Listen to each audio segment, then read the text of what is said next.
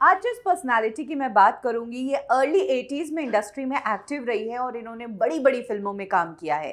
लेकिन आज इनके बारे में अगर गूगल पर सर्च करो तो लॉस्ट एक्ट्रेस, वो एक्ट्रेस जो बॉलीवुड इंडस्ट्री से गायब है, इन दिनों कहाँ है ये एक्ट्रेस, यही कुछ इनके बारे में लोग जानना चाहते हैं। ये बेरूट से इंडिया आई थी कथक सीखने, लेकिन बन गई बॉलीवुड एक्ट्रेस। और इस दौरान उन्होंने राजेश खन्ना से लेकर अमिताभ बच्चन जैसे स्टार्स के साथ काम किया।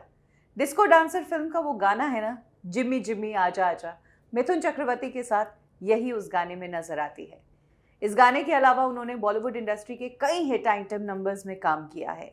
बात करेंगे एक्ट्रेस किम यशपाल की। किम यशपाल की लाइफ से जुड़ी वो बातें मैं आपको बताऊंगी जो आपने शायद ही सुनी होंगी। कब किम यशपाल को इंडस्ट्री के खूंखार विलेन डैनी डेंजोंगपा से प्यार हुआ, क्यों डैनी के साथ 7 साल बीवी की तरह रहने के बावजूद शादी नहीं हुई, और कैसे जिस परवीन बाबी की तरफ दुनिया उंगलियां उठाती थी, किम के इंडस्ट्री छोड़ने के बाद उसी परवीन बाबी ने किम से रिश्ता निभाया।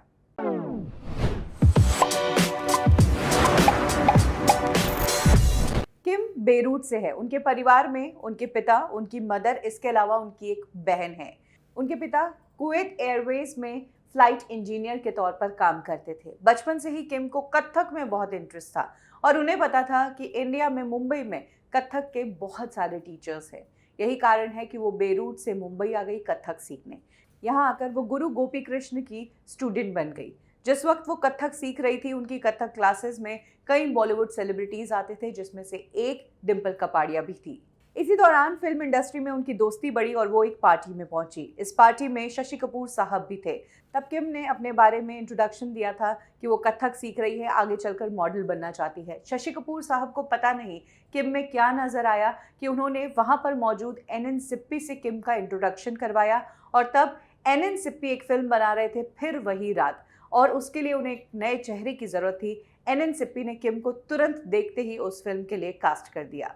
जहां एक तरफ किम का फिल्मी करियर शुरू हो रहा था, वो ये सोच रही थी कि अब वो बहुत बड़ी एक्ट्रेस बन जाएगी और कभी ना खत्म होने वाला करियर उन्हें मिल रहा है। उन्हें नहीं पता था कि इस फिल्म के साथ उन्हें एक ऐसा शख्स मिलेगा जिसके साथ प्यार बहुत गहरा होगा, लेकिन उसके साथ लव स्टोरी पूरी नहीं होगी। जिस फिल्म में किम को कास्ट किया, उस फिल्म में डैनी डेंजोंगपा बतौर डायरेक्टर डेब्यू कर रहे थे, और इसी फिल्म की शूटिंग के दौरान किम और डैनी को प्यार हो गया। डैनी उस टाइम परवीन बाबी को डेट कर रहे थे और परवीन बाबी से ब्रेकअप करके डैनी किम को डेट करने लगे। किम बहुत ही खुले विचारों की थी, बाहर से आई थी, डैनी से प्यार करने लगी थी, तो डैनी के साथ लिव इन में रहने में भी उन्हें तकलीफ नहीं थी। डैनी के साथ प्यार, डैनी के साथ ही काम। किम ने इस फिल्म के बाद कुछ और भी फिल्में की जिसमें डैनी उनके साथ थे। किम के लिए ज़िंदगी बहुत आसान थी और उन्हें अपनी लाइफ सेट और सेटल्ड लग रही थी। इधर डैनी किम के साथ मूव ऑन हो गए थे और उधर परवीन बाबी डैनी को भुला नहीं पा रही थी। यही कारण है कि जिस वक्त डैनी किम के साथ लिव इन में रह रहे थे, डैनी ने वन ऑफ द इंटरव्यू में बताया कि मैं किम को सेट से पिकअप करने जाता था, घर आता था, बेडरूम में देखता था परवीन बाबी बेडरूम में बैठी है और वीसीआर देख रही है। डैनी डेंजोंगपा हैरान रह जाते थे। बिना बताए परवीन बाबी डैनी के घर में पहुंच जाती थी, और जब डैनी उनसे कुछ कहते तो परवीन बाबी कहती कि इसमें क्या हो गया, गर्लफ्रेंड नहीं हूं तो क्या हुआ, दोस्त तो हूं, एज अ फ्रेंड तो तुम्हारे घर में आ ही सकती हूं। डैनी का कहना है कि इन बातों से किम और उनके बीच थोड़ी तकलीफ होती थी, बट किम के साथ उनका रिलेशनशिप काफ़ी स्ट्रॉन्ग था। इधर किम को भी बॉलीवुड इंडस्ट्री में अच्छा काम मिल रहा था। उन्होंने एक के बाद एक बड़ी फिल्में साइन की। इसी दौरान उन्होंने बुलंदी फिल्म में काम किया जो बड़ी हिट हुई। इसके बाद नसीब से उन्हें मिली फिल्म नसीब। एक्चुअली नसीब में जो किम का रोल है वो पहले नीतू सिंह को मिला था, लेकिन नीतू सिंह की ऋषि कपूर के साथ शादी हो रही थी, इसीलिए नीतू सिंह ने इस फिल्म को बीच में ही छोड़ दिया और तब एंट्री हुई किम की। ये किम के करियर की सबसे बड़ी फिल्म थी। हालांकि सक्सेस इस फिल्म का कई लोगों को गया, यही कारण है कि इतनी बड़ी फिल्म में होने के बावजूद किम नंबर 1 एक्ट्रेस नहीं बन पाई। इसके बाद किम ने डिस्को डांसर फिल्म की। जिम्मी जिम्मी आजा आजा, इस गाने में किम ने शानदार डांस किया। ये गाना चार्ट बस्टर सॉन्ग बना, लेकिन इस गाने से भी किम के करियर में कुछ खास उछाल नहीं आया, क्योंकि इसके बाद किम को एज अ डांसर लोग फिल्मों के लिए बुलाने लगे, यानी कि आपको बस एक डांस नंबर करना है। इधर किम को एक्ट्रेस बनना था और लीड रोल्स करने थे, लेकिन वैसा किम के साथ नहीं हो पा रहा था। चलो फिल्मी करियर ट्रैक पर नहीं था वो ठीक था, लेकिन साथ में डैनी तो थे। किम उसी से सेटल थी, लेकिन किम को नहीं पता था कि कुछ सालों बाद डैनी से भी उनका रिश्ता टूट जाएगा। किम और डैनी एक साथ 7 साल तक लिव इन रिलेशनशिप में रहे, लेकिन उसके बाद अचानक से डैनी ने किम को छोड़कर किसी और से शादी कर ली। इन दोनों का ब्रेकअप क्यों हुआ ये आज तक किसी को नहीं पता। किम तो खैर बॉलीवुड से गायब ही हो गई और डैनी ने अपने वन ऑफ द इंटरव्यू में कहा कि मेरी मदर बहुत बीमार थी और मरने से पहले मेरी माँ मुझे मैरिड देखना चाहती थी, इसीलिए मैंने सिक्किम की रॉयल फैमिली में शादी कर ली। लेकिन वहाँ शादी करना और किम से शादी नहीं करना, ये तो डैनी ने भी कभी खुलकर नहीं कहा।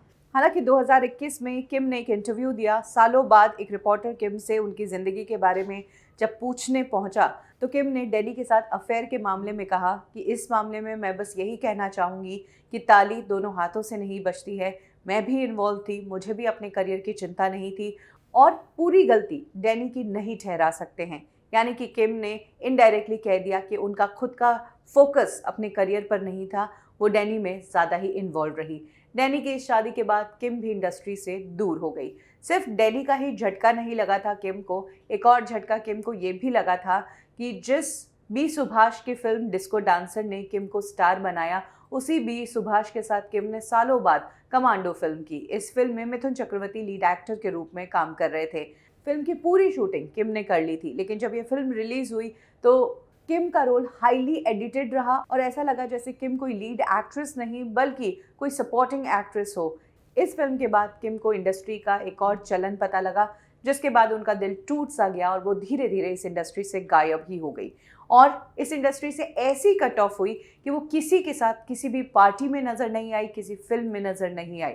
किम ने अपने रिसेंट इंटरव्यू में बताया कि इंडस्ट्री से कट ऑफ होने के बाद उनकी दोस्ती रही, हालांकि सिन्हा फैमिली से अच्छी दोस्ती रही, अमृता सिंह से अच्छी दोस्ती रही और परवीन बाबी से दोस्ती रही। किम ने कहा कि इंडस्ट्री छोड़ने के बाद परवीन बाबी ने मुझे याद रखा। मेरी बर्थडे के दिन परवीन बाबी ही थी जिसने मेरे लिए परफ्यूम और रिकॉर्ड्स भेजे थे। आज किम कहाँ है, क्या करती है, इसके बारे में बात करें तो किम ने खुद बताया है कि वो 7 से 8 महीने इंडिया रहती है और बाकी वक्त वो यूरोप में गुजारती है, क्योंकि यूरोप में वो एक एनजीओ से जुड़ी है, वो कुछ लोगों के लिए काम करते हैं। इसके अलावा वो कथक परफॉर्मेंसेस देती है और खुद कथक सिखाती भी है, तो उनका डांस उन्हें ट्रैवल करवाता है। जहाँ तक बॉलीवुड इंडस्ट्री में काम करने की बात है तो किम को बॉलीवुड में वापस लौटने में कोई इंटरेस्ट नहीं। हालांकि उनका एक सपना था, वो मॉडलिंग करना चाहती है। जब वो फिल्म इंडस्ट्री में एक्टिव थी एक्ट्रेस के तौर पर तो वो ज़्यादा मॉडलिंग नहीं कर पाई थी, इसीलिए अब उन्हें मॉडलिंग में इच्छा है। तो कोई अच्छा ऑफर अगर मॉडलिंग का मिलता है तो वो डेफिनेटली करेंगी। तो ये है कहानी इंडस्ट्री की उस एक्ट्रेस की जो इंडिया से बाहर रहती थी, लेकिन कथक इतना पसंद था कि वो उन्हें यहाँ खींच कर लाया। उन्होंने इंडस्ट्री में आने के बाद अपना नाम सत्य किम से बदलकर किम यशपाल रख दिया। किम खूबसूरत थी, उन्हें एक टाइम पर डिम्पल कपाड़िया से भी कंपेयर किया गया और कहा गया कि हूबहू वैसी ही लगती है। किम सेक्सी भी बहुत थी, उनकी बॉडी शेप बहुत शानदार था, वो एक हॉट एक्ट्रेस थी। लेकिन करियर के दौरान किम के साथ कुछ ऐसा हुआ जिससे वो सक्सेसफुल नहीं बन पाई। डैनी के प्यार में पड़ना, करियर से फोकस हटना। जब उन्होंने बोल्ड सीन्स किए तो लोगों ने उन्हें टाइपकास्ट कर दिया। जिम्मी जिम्मी गाना सुपरहिट तो हुआ, लेकिन उसके बाद लोग उन्हें सिर्फ आइटम नंबर्स के लिए ही बुलाने लगे। ये कुछ चीज़ें थी जो किम के करियर के विपरीत गई। यही कारण है कि उनका करियर जल्द ही सिमट गया। किम की कौन सी फिल्म आपको याद है? कमेंट सेक्शन में अपनी राय ज़रूर शेयर करें।